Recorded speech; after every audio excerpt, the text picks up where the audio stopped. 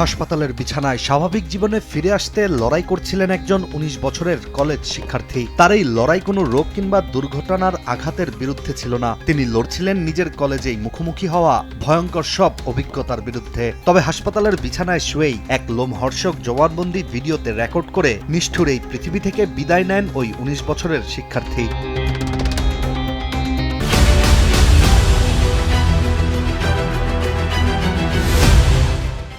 ঘটনাটি ভারতের হিমাচল প্রদেশের, যেখানে ধর্মশালার সরকারি ডিগ্রি কলেজের ভেতরেই জমেছিল নীরব আতঙ্ক, অসহ্য যন্ত্রণা আর ওই তরুণীর ভাঙতে ভাঙতে নিভে যাওয়া জীবন। ২৬ ডিসেম্বর চিকিৎসাধীন অবস্থায় মৃত্যু হয়েছে ১৯ বছরের ওই শিক্ষার্থীর। তার মৃত্যুর পরই সামনে এসেছে হৃদয় বিদারক এক ভিডিও, যেখানে হাসপাতালের বিছানায় শুয়ে অসুস্থ, বিভ্রান্ত ও কান্না কণ্ঠে তরুণী জানিয়েছেন কি ঘটেছিল তার সাথে। আর এই ভিডিও নিয়েই সামাজিক যোগাযোগ মাধ্যমে চলছে ব্যাপক আলোচনা ও সমালোচনা।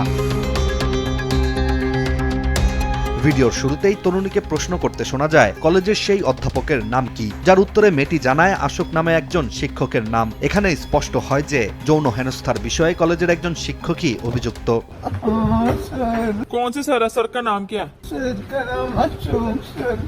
এরপর মেয়েটিকে জিজ্ঞেস করা হয় আশোক নামের ওই শিক্ষক কি করতেন। এই প্রশ্নে মেয়েটি কিছুক্ষণ চুপ থাকে, যেন বলার মতো কোনো শব্দ তিনি খুঁজে পাচ্ছিলেন না। তবে কিছুক্ষণ সময় নিয়ে তরুণী জানায় অভিযুক্ত ওই শিক্ষক অদ্ভুত সব আচরণ করতেন, পেছনে লেগে থাকতেন। এছাড়া ওই শিক্ষক তাকে স্পর্শ করতেন বুকে, পাশাপাশি অনেক কিছু বলতেনও।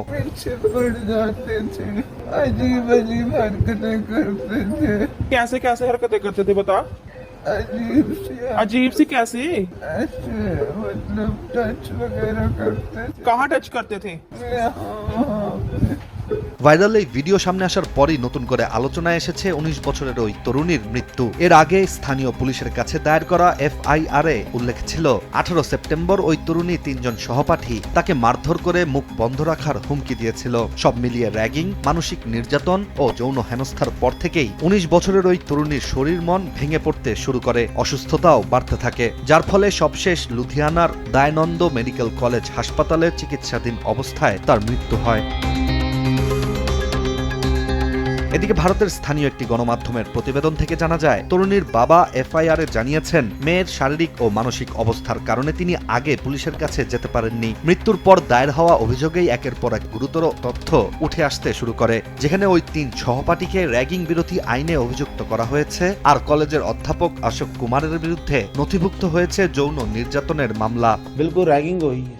अब देखो जी, ये तो सर आपको भी पता है कि रैगिंग ही है ना। और दूसरी बात, ये बच्चे के साथ इतना कुछ हो तो सब अपने मुंह से बोल रही है सर, इससे बड़ी बात क्या है। और ये जो सर है, अब मेरा तो बच्चा चल गया ना, मेरा बच्चा चल गया, आज मेरे बच्चे के साथ हुआ, कल किसी और बच्चे के साथ ना हो। बेटियां तो सर सबकी है, और ज्यादा करके बेटियां ही टारगेट होती है, और ऐसे भेड़िए बैठी है स्कूल में, কলেজ মে। অন্যদিকে এই ঘটনায় আরেকটি দিক নিয়ে শুরু হয়েছে তীব্র বিতর্ক, কারণ ওই কলেজের অধ্যক্ষ রাকেশ পাঠানিয়া দাবি করেছেন কলেজ কর্তৃপক্ষের কাছে এসব বিষয় নিয়ে কখনো কোনো লিখিত অভিযোগ জমা পড়েনি। তার বক্তব্য অনুযায়ী প্রথম বর্ষে ওই তরুণী ৩টি বিষয়ে ফেল করেছিল, যার ফলে তাকে দ্বিতীয় বর্ষে ওঠার অনুমতি দেওয়া হয়নি। আর এই হতাশা থেকেই সে মানসিক চাপে ছিল বলে অধ্যক্ষের দাবি। এই ঘটনা নিয়ে পুরো ভারত জুড়ে উঠছে এখন একের পর এক গুরুতর প্রশ্ন। হাসপাতালের বিছানায় শুয়ে থাকা সেই তরুণীর কণ্ঠে কেন এত ভয়, এত সংকোচ আর এত গভীর যন্ত্রণা ধরা পড়েছিল? তরুণীর শেষ বর্ণনাই সত্য, নাকি কলেজ কর্তৃপক্ষের বিতর্কিত দাবির আড়ালে লুকিয়ে আছে অন্য কোনো গল্প? এসব প্রশ্নের উত্তর খুঁজে বের করার পূর্ণ দায়িত্ব এখন পুলিশের তদন্তের ওপরই নির্ভর করছে। ইশতিয়াক হোসেন, দেশ টিভি।